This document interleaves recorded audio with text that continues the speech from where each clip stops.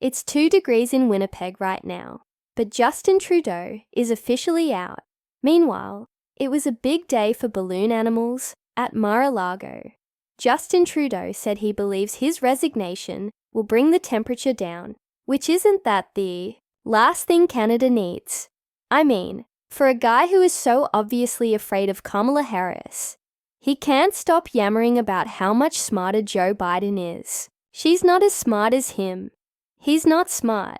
He never was smart. He wasn't smart 40 years ago. He was always a hale and hearty guy. Well met. Did you ever hear Shakespeare? I'd be happy to send you any or all of those items. Just let me know. They're my gift. Also, for the record, my manager wasn't trying to talk me out of responding. Breaking news. Trump claims Revolutionary War soldiers took over airports. No, this isn't a headline from The Onion. It's straight from the orange horse's mouth. Before we move on, I'd like to ask you a small favor. If you appreciate this content, please take a second to like this video and subscribe to the channel. Over 98% of you watch the videos without subscribing. It costs you nothing, but makes a huge difference to us. So, did you click the subscribe button? Great, thank you so much. Now, back to the video. Join Jimmy Kimmel as he unpacks Trump's greatest verbal hits that'll have you questioning reality faster than you can say fake news. Warning, side effects may include uncontrollable laughter and a sudden urge to buy a dictionary. Remember, when our stable genius-in-chief decided to treat some college football champs to a White House feast, well, Trump's idea of fine dining apparently includes hamburgers. Yep, you heard that right. The man who claims to have the best words couldn't spell hamburgers correctly in a tweet. It's like he was trying to order from the McDonald's menu. After a few too many Diet Cokes, Trump's love for fast food is no secret. The guy probably dreams of swimming in a pool of ketchup. But his spelling skills, let's just say, they're about as reliable as his hair in a strong wind. When the internet caught wind of the hamburger incident, it exploded faster than Trump's temper at a press conference.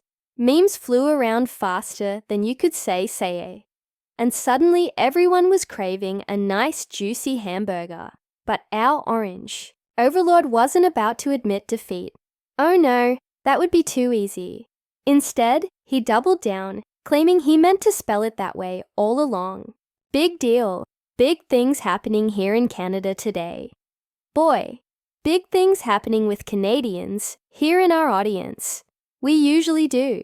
Wow. Do you think he's flirting with me? What is this?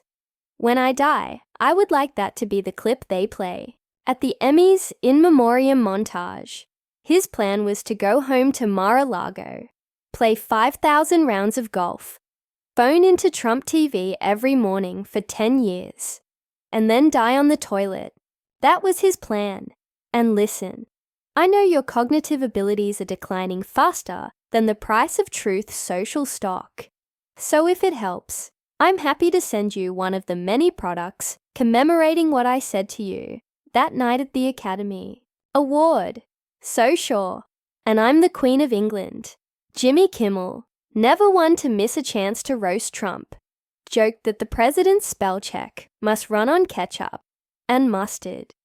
Maybe that's why everything coming out of the White House lately sounds like it was written by a drunk toddler. Speaking of toddlers, have you ever noticed how Trump's vocabulary sometimes sounds like it came straight out of a preschool classroom? It's not just hamburgers. We've got biggle or yog, and who could forget the classic coof? It's like he's playing a constant game of Scrabble, but with made-up words. Kimmel once compared Trump's speeches to a toddler's diary entries, and honestly, that might be an insult to toddlers. But wait, there's more. Trump's word salad isn't just limited to food. Oh no, that would be too simple for our commander-in-chief. From unprecedented actions to Numbaya, a country that doesn't exist, Trump's linguistic adventures span the globe. It's like he's on a mission to rewrite the dictionary, one misspelled tweet at a time. So next time you're struggling with spelling, just remember you're still doing better than the guy who had access to nuclear codes. And if all else fails, blame it on the hamburgers. After all, it worked for Trump. Looks like our favorite orange nightmare has done it again, folks. This time, Grumpy Trumpy decided to congratulate Kansas City on their Super Bowl win. Sounds normal, right? Well, hold on to your MAGA hats, because there's a twist. He congratulated Kansas City, Kansas. Yep, you heard that right. The problem is, Kansas City's NFL team is actually based in Missouri. Oops. Now, geography might not be Trump's strong suit, but this one really takes the cake. It's like he's playing pin the tail on the donkey with a map of the United States. And let me tell you, he's not even close to the donkeys behind. Forget, it's like that time you drunk texted your ex. It's out there forever. Buddy, our favorite late-night raster, Jimmy Kimmel, couldn't resist taking a swipe at the orange turd. It's 2 degrees in Winnipeg right now, but Justin Trudeau is officially out. And meanwhile, it was a big day for balloon animals at Mar-a-Lago. Just before the Best Picture of the Year, the show is almost over. They're waiting for the Best Picture of the Year. He gets up and he says, and his wife said, "Please don't do it. Please, darling, don't go out." 3 of our capitals being stormed by the Buffalo Wild Wing of the Republican Party. I can't believe it's been 4. It seems like only yesterday, Nancy Pelosi was hosing faces off her desk. I also want to point out that the Oscars were more than 6 months ago, and he's still stewing over this joke. He quipped that Trump probably thinks New England is part of Old England. I mean, can you imagine? Trump probably thinks the Patriots play their home games at Buckingham Palace. The Queen throws a mean spiral, folks. Believe me. But wait, there's more. This geographical goof-up is just the tip of the iceberg lettuce in Trump's word salad. Remember when he talked about the country of Namibia? Spoiler alert, it doesn't exist. Or how about the time he referred to Belgium as a city? I guess in Trump's world, cities can have their own waffles. So, what's Trump's funniest geographical blunder? It's hard to choose, really. It's like picking your favorite child if all your children were embarrassing mistakes that made you question your life choices. But if I had to pick, I'd go with the time he claimed Revolutionary War soldiers took over airports. Because nothing says 1775 like TSA pat-downs and overpriced airport Starbucks. Am I right? From mixed-up states to mixed-up countries, Trump's next gaffe is a real doozy. Buckle up, folks. We're about to take a trip to Georgia. No, not the state, the country.